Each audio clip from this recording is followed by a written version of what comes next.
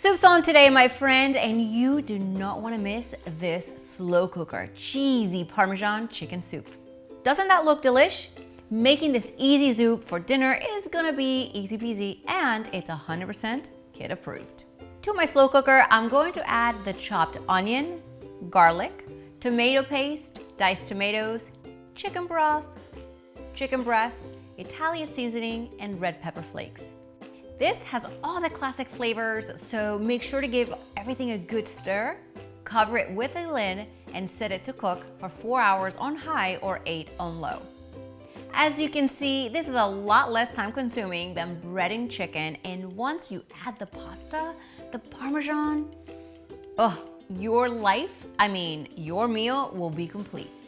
So it's been a few hours and this is smelling fantastic. We are about 30 minutes away from this entire meal being ready, so let's add the pasta and some of the Parmesan cheese to the soup. This will make it super thick and add so much flavor. Let's ladle some in a bowl. Wow, check it out. Cheesy, delicious, super thick soup. Oh my gosh, this is definitely one of those winning recipes with the family. But first, let's add a little mozzarella over the top. And for good measure, some extra Parmesan. So good. Do you know what else is good?